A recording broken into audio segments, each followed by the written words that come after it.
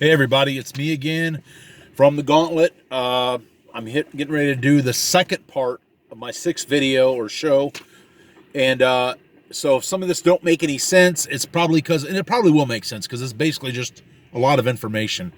The first video is out there. Make sure you watch it before you watch this one. It's the Gauntlet number 6, part 1. This is going to be part 2. I'm sorry it took me so long to get this up. I've been really busy, so I apologize for that ahead of time. As you see, I'm in my car again. I like doing these in my car as much as I do at my house because I don't get any interruptions here. It's usually very quiet. I don't have to worry about any kids or anything like that. So I like to do it in the car. We were discussing the gay homosexual agenda in the lobby, the one that they say there's no agenda. That's what we were discussing. And we were left off on Rock Hudson, HIV/AIDS. But before I go any further, I want to say, once again, my beef, my problem is not with the rank and file that live this lifestyle. That's none of my business. I don't care what Tom, Dick, and Harry do over here, or people do in their privacy, their own four walls. That's their business. That's none of my business, and I wouldn't infringe on their right to be able to do what they want, as long as they're not hurting an animal or a child or exploiting a child or anything. An animal, I don't care, as long as they're not doing anything to terrorism. I might find it sick, but that's none of my business. Having said that, I'm going to go further and say I would never advocate or condone any kind of violence against someone. That's also wrong. You don't have a right. No one has a right to put their hands on someone and needlessly, continually harass people over and over. But having said that, if people do certain things in the presence of other people, you have a right to react. You have a right to roll your eyes. You have a right to say that's sick. You have a right to sigh. You have a right to walk away and be obvious that you're walking away. They can't tell you that you can't do that. When they sit there and try and tell people, well, you shouldn't do that, that's mean. It's like, too bad. That's how I feel. People have a right as long as they're not hurting people. So, having said that, we left off with Rock Hudson, HIV/AIDS, San Francisco. I want to pick up there.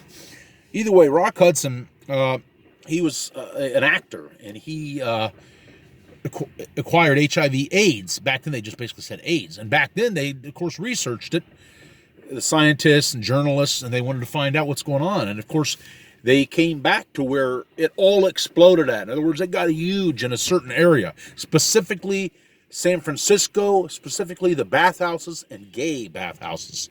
The gay bathhouses. That's where it really exploded at. Now, that's relevant. They don't want to talk about it. They'd rather sweep that under the rug because that's not convenient for them. But that's where it exploded at. It was a high demographic. Gay males were getting it. And I remember back in the 80s when they would do some of these stories and reports, almost all of them were gay males. All right? So there's a relevance. There's a reason for that. That's nature trying to wake people up. And as I did in the last video, knock on there and say, dumbbell, what are you doing? I mean, if nature could talk, so to speak.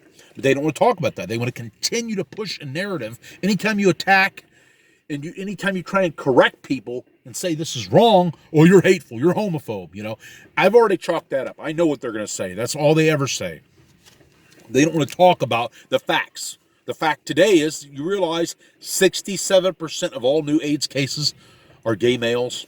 67 in 2000, I believe the stats I found were from 2016 or 17, from the CDC and the CDC specifically, the WHO, they probably have their own numbers. But that's where these primarily are coming from. There's a reason for it.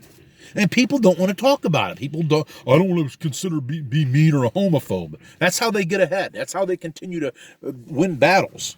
Now they're entrenched in every place. So Rock Hudson, he ended up dying of HIV/AIDS. And as I said, his demographic, gay males, they were affected highly, and there's a reason for that. Now, I remember in the 80s when they were doing all these reports and everyone it's gay males, homosexualities. There's 3 cases that the gay rights goons, as I call them, the reprobates, really hijacked and really pushed to push a new narrative. They really pushed this narrative after these 3 cases of seemingly straight people, and they probably were straight, acquired it. One was a hemophiliac. I think it was a 14-year-old kid named Ryan White. He was a hemophiliac. He acquired AIDS through a blood transfusion. Then there was a young lady named Kimberly Bergalis she acquired AIDS through her dentist. Now, how she got it through her dentist, there may be the facts out there about that, but maybe she had a relationship with him. But in the health field, dentistry is, of course, part of the health and, services and stuff, doctors and dentists. There's blood usually is always involved. So there's that. Then the third case was a high-profile case. The first two were just average people that no one had heard of. And people only know them two now because of the situation, Ryan White and Kimberly Bergalis. The third one, and the most prominent one that they really pushed, was, if you've never heard of Irvin Magic Johnson, he's used by Magic, then you've been living under a rock. He was a superstar in the NBA, and he acquired HIV/AIDS. Now, he acquired it through promiscuity. He just was having unprotected sex with all kinds of women, specifically porn stars. One was named Heather Hunter. Now, when you live that kind of, once again, we're seeing, very perverse, not so much perverse, but very promiscuous lifestyles. But perversion definitely is part of that. So the gay rights people seized on these three examples to really push a lie and a false narrative that, see, everyone can get it. Now, truly, yeah, people can get it. But let's not overlook the relevance and the obviousness of where it exploded at.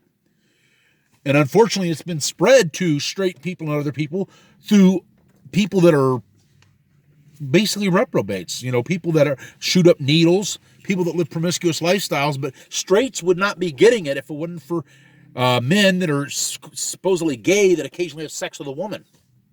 They wouldn't be getting it. But they don't want to talk about that once again. Now, I got a lot of information here. I'm hoping that I can get this in two parts. So, once again, bear with me. In the 70s and before, if you didn't know, homosexuality was actually considered a mental illness, which is what it should still be considered. It's probably a chemical imbalance. Now, it was classified in the DSMD or the DSMMD, the Diagnostical Statistic Manual of Mental Disorders. It was classified as a mental illness. And only after harassment, coercion, and I think even threats against the APA, which is the American, I believe, the Psychological Association or the American Psychiatric Association, only after threats from a guy named Frank Kameny and his little band of fairies, only then did they reclassify it. And according to the president of the APA at this time, a guy named Dr. Nicholas Cummings, he was the president of the APA. According to him, they wanted to do more research. The board members wanted to do more research. But guess what? Frank Kameny and his little band of little merry fairies would not hear of it. No, they wanted it declassified, take it off the mental, it's not a mental problem. And to Dr., and even he'll say this, there was an interview with him. He even says that basically a lot of them regretted it. They wish they would have held firm and said, no, we're scientists, we're going to do more research on it. But they didn't. They capitulated. And I imagine and as I said, a lot of them do regret it. And Dr. Nicholas, a little caveat, I guess you might say, Dr. Nicholas Cummings today, I don't know if today, but in recent times, well after the 70s, probably into the 90s or early 2000s, he did this interview. He said now the APA is basically controlled by gay rights people, all right? Gay rights. He said they're controlled by it. So when the gay rights people and all their allies sit there and try and claim certain, this study says it, whatever. A lot of times the APA is doing it, and they're controlled by the gay rights people. They got a lot of them in the APA. So once again, you can't have the inmates running the asylum. Now, a lot of where another thing that the reprobates used, and a couple of books came out in the 50s and 60s that really started influencing people. And it was if you've never heard of the man Alfred Kinsey, he was supposedly a researcher. I think he was a charlatan. I think he was just a very screwed up individual. His name is Alfred Kinsey. The Kinsey Institute is what it's named after him. It's at Indiana University. He did research and came out with two books. One in the 50s was about male sexuality, and the other one was about female sexuality years later. This deviant, you know what he used as basically to say the average, he tried to say, actually he was taking a sampling of average Americans. Excuse me. Oh, drinking. He tried to use tried to say he was using average Americans. You know what he was using? Prison populations. Derelicts, ne'er-do-wells. He was trying to act like a prison population, which what he was using for his testing and stuff and his questions and his surveying was an average American. Now, if you ever, I've never seen the movie Kinsey. It was Liam Neeson stars in it. I imagine it's probably really heralding me as a good man. He was not a good man. He was a very screwed up evil person. He was a homosexual himself. He was also a pedophile. I would encourage you right now to go and watch a video here on YouTube called the Kinsey Syndrome. It's either called the Kinsey Syndrome or called Kinsey's Pedophiles. It is eye-opening. This guy was a dirtbag. He was not a good person. Now, he also had an obsession and went and visited a man who I believe at the time he might have been dead. Either he was not in England anymore. Have you ever heard of the name Aleister Crowley? If you're an Ozzy Osbourne fan like I am, or I like his music, you've heard of a song called Mr. Crowley. It's about Aleister Crowley, who was considered at one time the most evil person in all of Great Britain. This guy was a Satanist. His mantra was do what thou wilt. In other words, no standards, no morality, do what you want. That was his mantra, do what thou wilt. This guy was so evil that when he went to Italy and tried to form like some kind of, I don't know, Italy kicked him out. They didn't want him there. This guy, as I said, he practiced some of the most blood sex magic. He was into some weird stuff. And he was a scumbag. And Alfred Kinsey went to his castle and I guess researched some of his papers and stuff. But that just shows you the kind of person Alfred Kinsey is.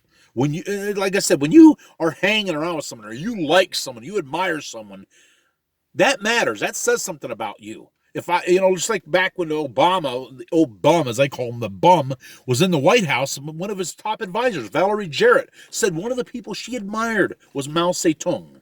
This man, this bastard, Mao Zedong, murdered millions upon millions upon millions of his own people. That matters. If you admire a guy like that, you're a dirtbag. Just like, if I tell you I admire Joseph Stalin or Fidel Castro, that you're a dirtbag. Them people are not good people. If you admire Charles Manson, some people actually, he's dead now, and I'm not going to lose any sleep over that. Some people actually turn this guy into some kind of cult hero. Technically, Charles Manson never killed till he got into prison. I don't know if that's just a little bit of information, but he directed people to kill, and they listened to him. He's a dirtbag, and for people to treat him like he's some kind of good person or some kind of, who cares, you're a scumbag. He's not a good person. People need to start realizing who's good and who's not. Alfred Kinsey was not a good person. Aleister Crowley, not a good person. All right? And when you get people that take some of their research from Alfred Kinsey, think about it. Once again, it's the inmates running the asylum. You can't be taking sampling from prison population and using that as your base of research for the average American. It's not even close. Now, one other thing that really cracks me up is when they try and say, and I remember years ago, Anderson Cooper, you know who he is on CNN, which I don't even like to say that name, but he mocked and kind of thought got a kick out of the idea of a so-called, what he said, a so-called gay agenda. I got news for Anderson Cooper and all the other people, their allies and other people. There is an agenda. It doesn't get, and I think you'd all agree, it doesn't get any more of agenda-ish than to write a book about it. A how-to book, to boot. If you get a chance, look up the book called After the Ball. That's the name of the book, After the Ball. It's by Marshall Kirk and Hunter Madsen. It's a how-to book. And the subtitle of After the Ball is How America Will Get Over Its Hatred and Fear of Gays in the 1990s. All right? So don't tell me there's not an agenda. When you write a book about a how-to book, that's agenda. The agenda, if they ask, what is the agenda? It's to mainstream it, to desensitize people to it, to make them look at like it's, the more you see something, it is not so crazy to you. You look at kids that grow up in houses where their parents are doing drugs. They don't even blink. In my house, when I was growing up, if I'd have seen my dad smoking a joint or a bong, You wouldn't see that. But if I'd have been growing up with it, it wouldn't seem so crazy to me. Like, yeah, big deal. I see it now. So that's exactly what they want to do. They want to bring up a new generation where a new generation doesn't see anything wrong with it, where they have no standards, where they look at it as just another lifestyle choice. So there is an agenda. They can lie all they want. They can try and sweep it under the rug of convenience. There's an agenda. And that's why I believe in the 90s, with everything I've said, with the APA, with AIDS, with this Alfred Kinsey and his books, I believe in the 90s is when stuff really started being pushed. And MTV, Hollywood, all this stuff was all over this. They totally carried the ball. They totally carried water for the other side. Excuse me.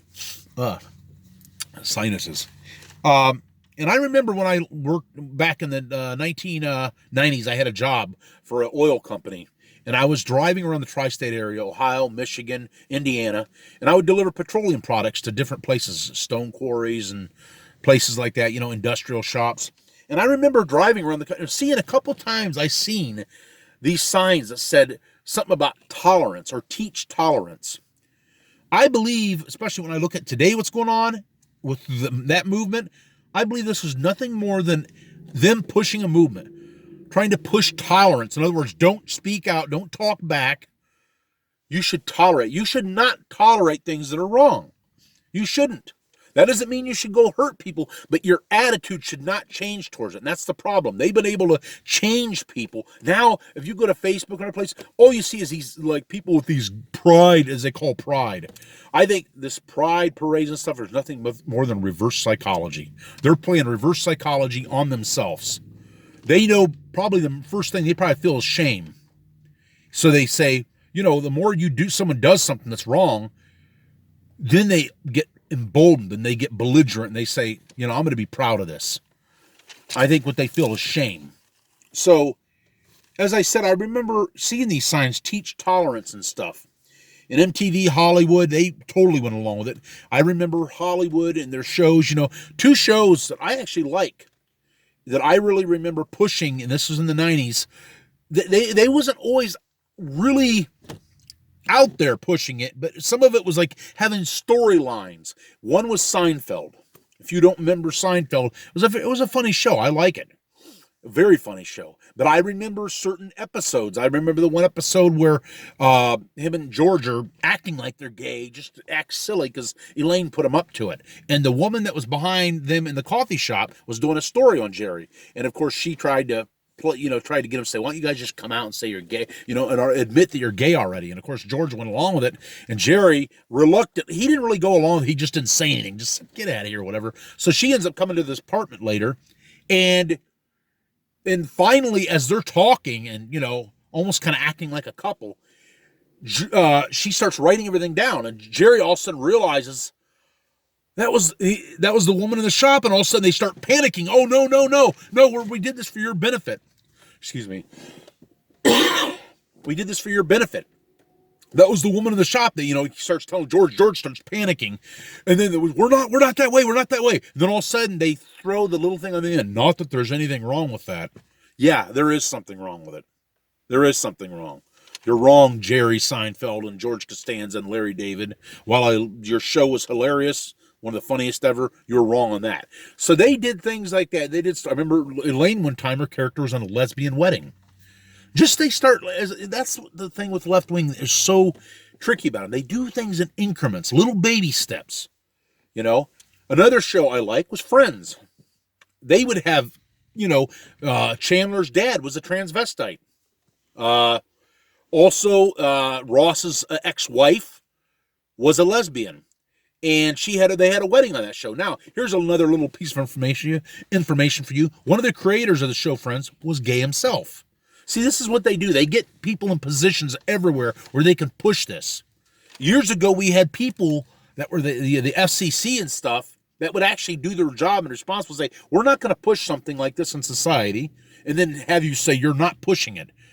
When they don't understand when we say you're pushing something, they're too dumb to understand. We don't literally mean you're pushing it on us, making us be gay, dumbbells. What we're saying is that you're pushing things on TV and everywhere, and people call and complain, and you don't listen. You say we're going to do it anyways. That's pushing it on people.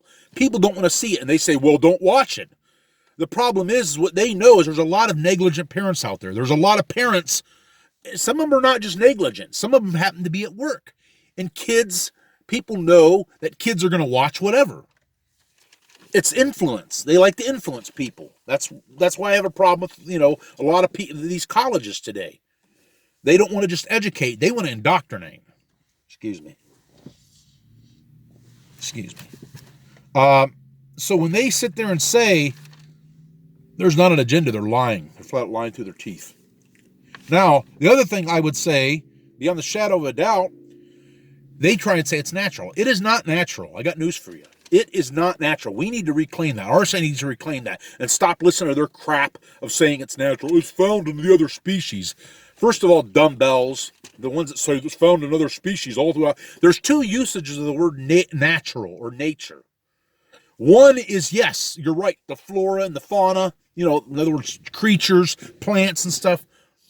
That's one usage of the word nature. There's also the second usage, which this is where it would come into play. The natural use of things, the way something is made, the nature of it. Excuse me.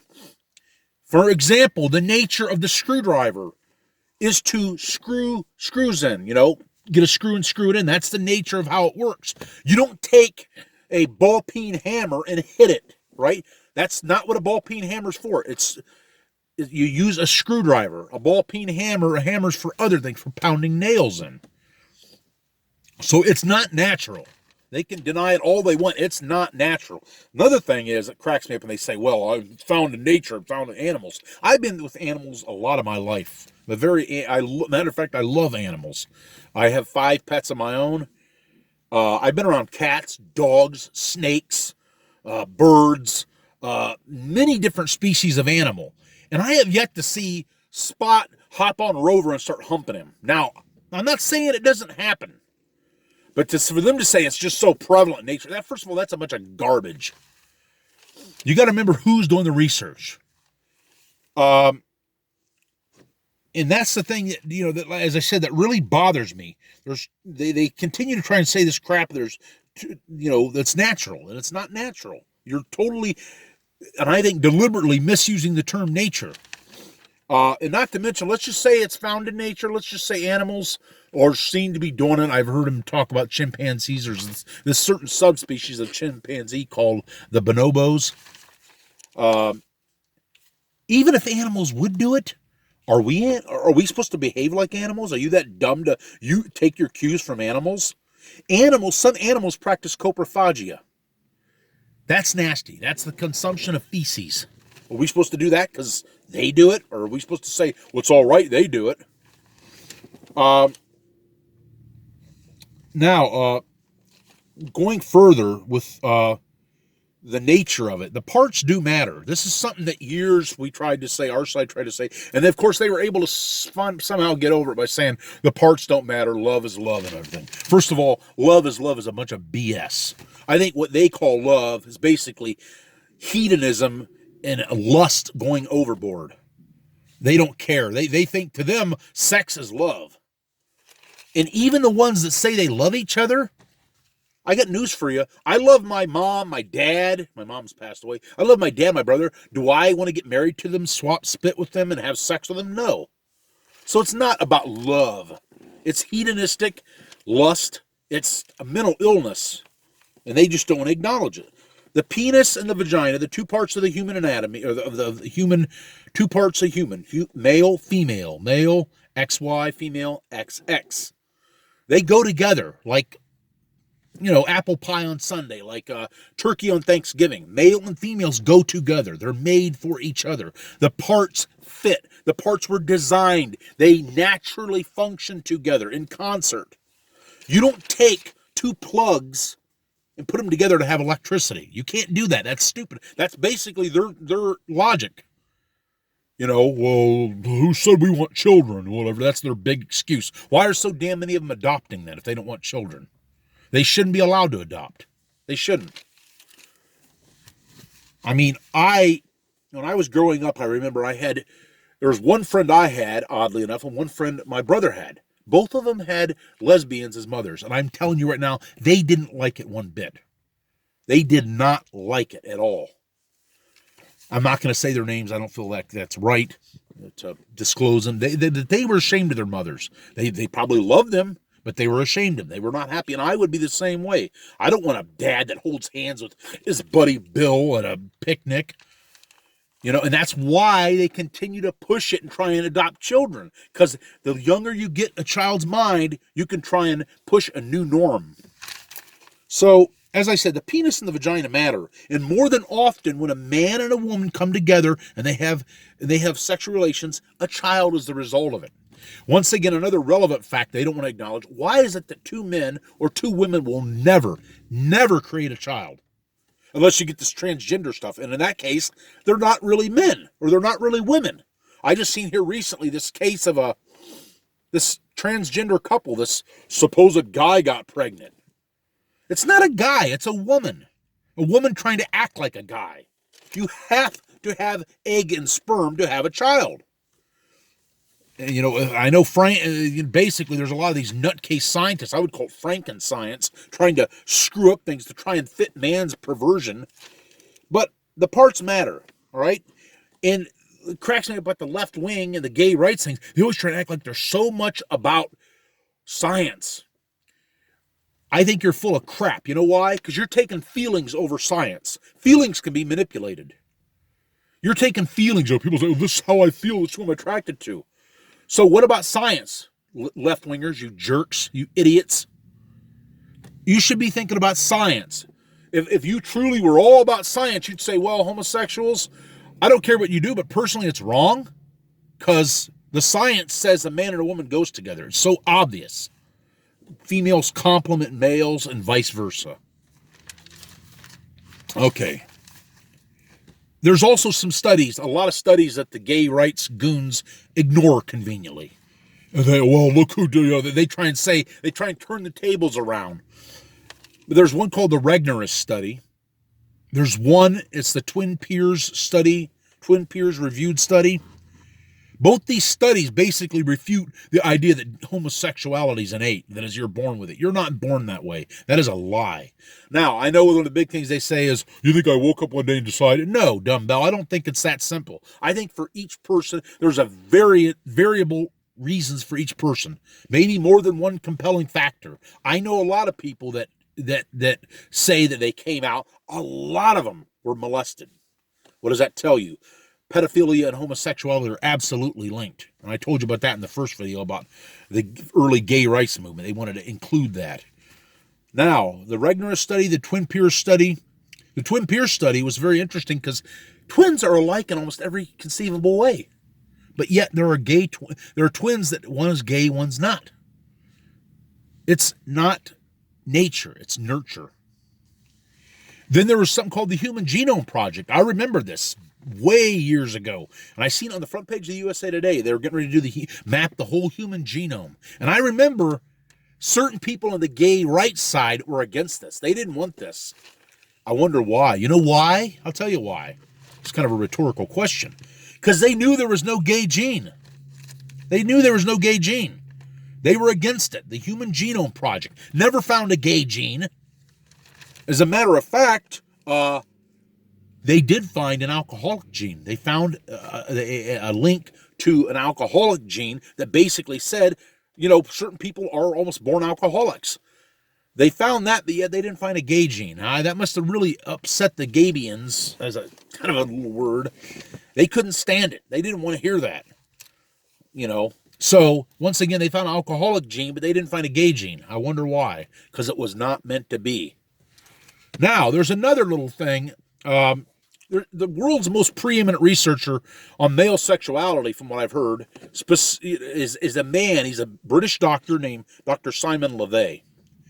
He said, I guess he'd done a study, And after he'd done the study, people tried to insinuate that he found a gay center in the male brain, some kind of gay enclave up in the brain that could make someone that way. He refuted that. He said, I did not find a gay center. That people that say that about my research are lying. I never found that. Once again, they're lying, trying to push a narrative. He did not find it. And guess what? Here's a little caveat for you. He's gay. Look him up, Dr. Simon LeVay. He said he never found no gay center of the male brain. He said that was a lie. People were trying to accost his research to push something. Now, another case in the 90s that they used to push this whole thing, was a kid named Matthew Shepard. This kid, it happened in Laramie, Wyoming. He was beaten to death. Now, he was gay. Once again, the gay rights people in the media and the left wing pushed a narrative that it was a gay bashing, that it was a hate crime, as they call it. Once again, and I thought it was the case. Once again, it's a lie. It's not the truth. There's a book called The Book of Matt. That's what it's called. It's written by an author named Stephen Jimenez.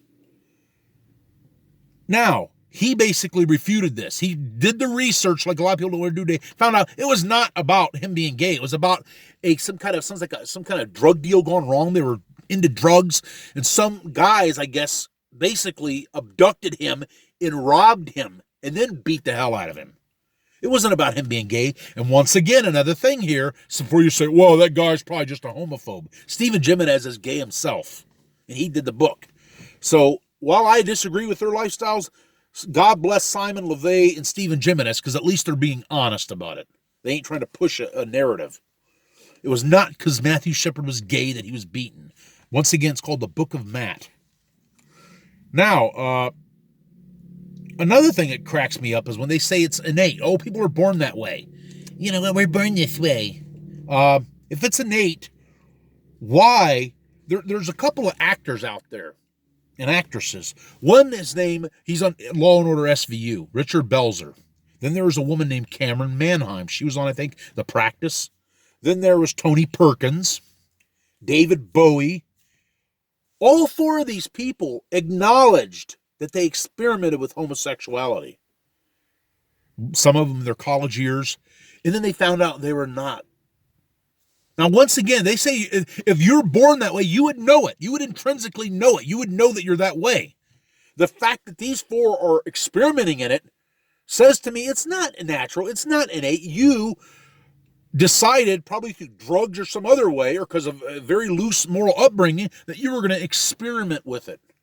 There was also a case of a kid at college that admitted he was experimenting. And of course, if you remember right, someone taped it and he ended up killing himself, tragically. Once again, you wouldn't need to experiment with it if you know you're that way. So it's a lie. There's also a phenomenon, if you've ever heard of it, called lugs. You know what lugs mean? Lesbian until graduation. Once again, if you were born a lesbian, you wouldn't be able to turn it off after graduation. Lesbian until graduation. If you're a lesbian, you would be a lesbian all the way. You wouldn't be saying, well, I think, okay, after graduation, I'll get married and have a family. Once again,